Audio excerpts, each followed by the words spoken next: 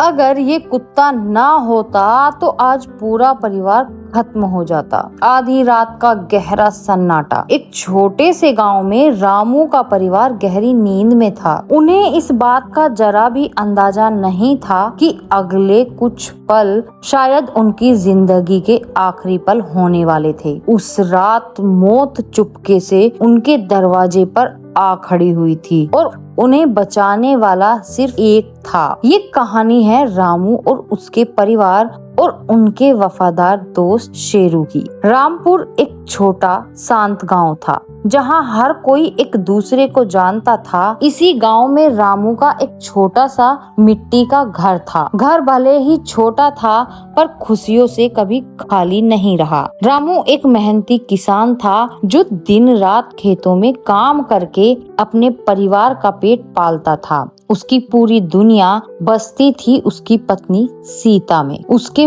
2 प्यारे बच्चे 8 साल का रोहन और 6 साल की प्रिया में, और उनके परिवार के सबसे शरारती सदस्य शेरू में। शेरू कोई विदेशी नस्ल का महंगा कुत्ता नहीं था। 2 साल पहले बारिश की एक रात में रामू को वो गांव के बाहर एक पेड़ के नीचे कांपता हुआ मिला था। बेचारा छोटा सा पिल्ला भूख और ठंड से लगभग अधमरा हो चुका था। रामू का दिल पिघल गया और वो उसे अपने साथ घर ले आया। बस उस दिन से वो उनके परिवार का हिस्सा बन गया और बच्चों ने प्यार से उसका नाम रख दिया शेरू। शेरू की तो दुनिया ही बच्चों के आसपास घूमती थी। सुबह जब रोहन और प्रिया स्कूल जाते तो शेरू उनके बैग के पास बैठकर पूंछ हिलाता रहता, और जब वो स्कूल से लौटते तो शेरू दूर से ही उनकी आहट पहचान लेता और भागकर दरवाजे पर पहुंच जाता। उसकी खुशी तो देखने लायक होती थी।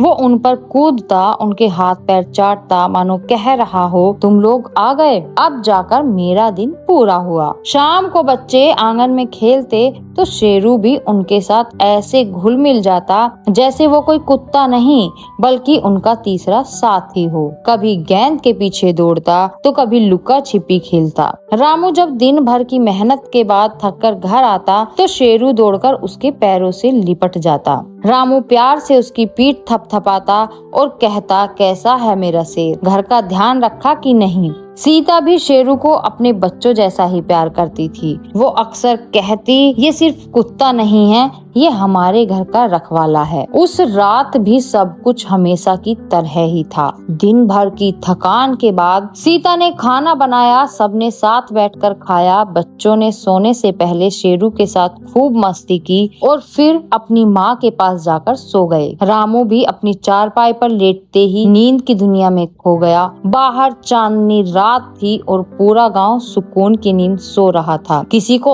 अंदाजा तक नहीं था कि ये शांति एक भयानक तूफान लाने वाली है। रात गहराती जा रही थी। करीब 1-1:30 का समय हो रहा था। घर के पीछे जहां बिजली के पुराने तार एक खंबे से लटक रहे थे, अचानक एक चिंगारी भड़की। शायद दिन की गर्मी या किसी चूहे के तार कुतरने से शॉर्ट सर्किट हो गया था। पहले तो सिर्फ एक छोटी सी चिंगारी थी, लेकिन पास में रखी सूखी लकड़ी और भूसे ने उसे पल भर में आग की लपटों में बदल दिया। घर के अंदर रामू और उसका परिवार दुनिया से बेखबर सो रहा था, लेकिन एक था जो जाग रहा था। वो था शेरू, जो बरामदे में अपने बोरे पर सो रहा था। अचानक बेचैन हो गया। हवा में जलने की एक अजीब सी महक उसे परेशान कर रही थी। उसने सिर उठाया, कान खड़े किए और हवा को सूंघने लगा। गंध तेज होती जा रही थी। वो उठा और दबे पांव घर के पिछले हिस्से की ओर गया। वहाँ जो उसने देखा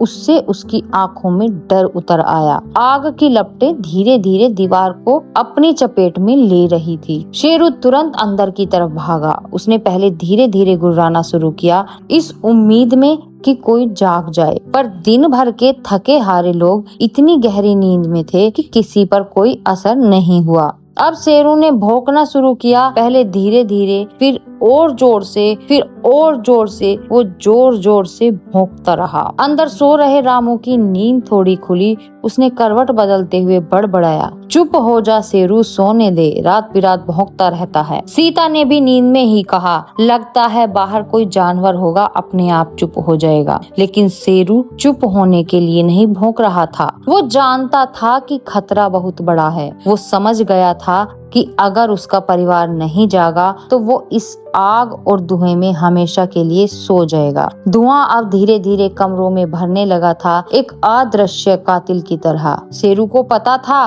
कि उसके पास ज्यादा समय नहीं है और उसे कुछ और करना होगा, कुछ ऐसा जिससे ये गहरी नींद में सोए हुए इंसान जाग जाए। अब शेरू का भौंकना हताशा और डर से भर गया था। वो पागलों की तरह एक कमरे से दूसरे कमरे में दौड़ रहा था। उसकी आवाज में अब एक चीख थी, एक चेतावनी। जब उसके भौंकने से कोई भी नहीं उठा तो उसने वो किया जिसकी किसी ने कल्पना भी नहीं की होगी। वो सीधा रामू की चारपाई पर कूद गया। वो रामू के ऊपर चढ़ गया और उसके चेहरे को चाटने लगा। जब इससे भी काम नहीं बना तो उसने रामू का कंबल अपने मुंह से पकड़कर खींचना शुरू कर दिया। रामू गुस्से में जाग गया। क्या मुसीबत है शेरू, पागल हो गया है क्या? वो उसे हटाने ही वाला था कि तभी उसकी नजर कमरे में फैले हुए धुएं पर पड़ी। उसकी आंखों में जलन होने लगी और सांस लेना मुश्किल हो गया। एक पल के लिए उसका दिमाग सुन्न हो गया। उसे जलने की तेज गंध आई। दूसरे कमरे से नारंगी रोशनी दरवाजे के नीचे से आ रही थी। वो सब कुछ समझ गया। आग, सीता उठो, घर में आग लग गई है। उसकी चीख सुनकर सीता हड़बड़ाकर उठी। बच्चों के कमरे से खांसने की आवाजें आने लगी। रामू चिल्लाया, बच्चों को बाहर निकालो, चारों तरफ धुआं भर चुका है, कुछ भी साफ दिखाई नहीं दे रहा था। सीता ने रोहन का हाथ पकड़ा और उसे बाहर की तरफ खींचा। रामू प्रिया को उठाने के लिए भागा। इस पूरी अफरा तफरी में शेरू एक लीडर की तरह काम कर रहा था। वो लगातार भौंकते हुए मुख्य दरवाजे की तरफ इशारा कर रहा था। जैसे तैसे रामू और सीता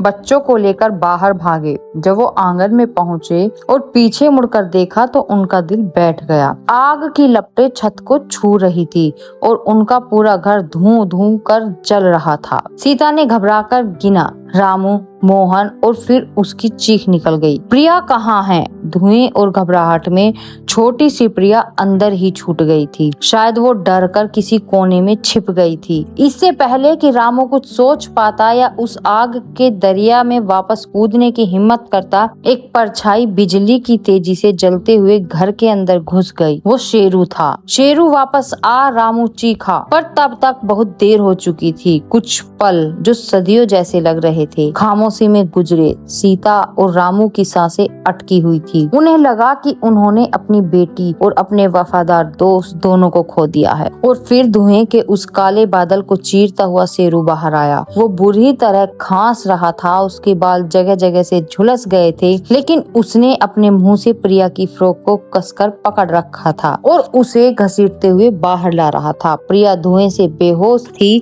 लेकिन वो जिंदा थी। शेरू ने प्रिया को रामू के कदमों से छोड़ा और फिर वहीं जमीन पर गिर पड़ा। रामू ने दौड़कर प्रिया को गोद में उठाया और उसके चेहरे पर पानी के छींटे मारे। कुछ देर खांसने के बाद प्रिया ने आंखें खोल दी। उसे सुरक्षित देखकर रामू और सीता की जान में जान आ गई। तब तक गांव वाले भी शोर सुनकर इकट्ठा हो चुके थे और आग बुझाने में जुट गए। अब कुछ नहीं बच सकता था। उनका छोटा सा घर, उनकी सारी जमा पूंजी, उनकी यादें, सब कुछ आग में खाक हो रहा था। परिवार सुरक्षित था, पर उन्होंने अपना सब कुछ खो दिया था। वो बाहर खड़े अपने घर को जलते हुए देख रहे थे। उनकी आंखों से आंसू बह रहे थे। तभी सीता की नजर जमीन पर पड़े शेरू पर पड़ी। वो बुरी तरह खांस रहा था और उसकी सांसें तेजी से चल रही थी। सीता दौड़कर उसके पास गई, उसे अपनी गोद में उठा लिया। उसने रोते हुए कहा, आज अगर ये ना होता तो हम में से कोई नहीं बचता। ये सुनते ही रामू को सब कुछ याद आ गया। कैसे शेरू ने उसे जगाया था, कैसे उसने प्रिया को मौत के मुंह से निकाला था। उसका दिल एहसान और पछतावे से भर गया। वो उसी कुत्ते को डांट रहा था, जबकि वो एक फरिश्ता बनकर उनकी जान बचा रहा था। रामू घुटनों के बल शेरू के पास बैठ गया और अपना हाथ उसके सिर पर रखा। शेरू ने कमजोरी से अपनी पूंछ हिलाई और रामू का हाथ चाटने की कोशिश की, जैसे पूछ रहा हो, मालिक आप सब ठीक तो हो ना। रामू की आंखों से आंसुओं का सैलाब फूट पड़ा। उसने शेरू को कसकर गले लगा लिया। बच्चे भी आकर उससे लिपट गए और रोते हुए कहने लगे, thank you Sheru, thank you. उस रात उस जलते हुए घर के सामने वो परिवार अपने असली हीरो का शुक्रिया अदा कर रहा था। घर जल गया था पर परिवार जिंदा था और इसकी इकलौती वजह उनका वफादार कुत्ता शेरू था। आज इस बात को कई महीने बीत गए हैं। गांव वालों की मदद से रामू ने अपना घर फिर से बना लिया है, लेकिन अब उस घर में शेरू की जगह किसी कोने में नहीं बल्कि परिवार के दिलों में है। वो अब सिर्फ एक पालतू जानवर नहीं बल्कि परिवार का सदस्य है, एक रक्षक है, एक हीरो है। और ये कहानी हमें याद दिलाती है कि वफादार की किसी नस्ल या कीमत की मोहताज नहीं होती। प्यार और फर्ज निभाने के लिए जुबान की जरूरत नहीं होती।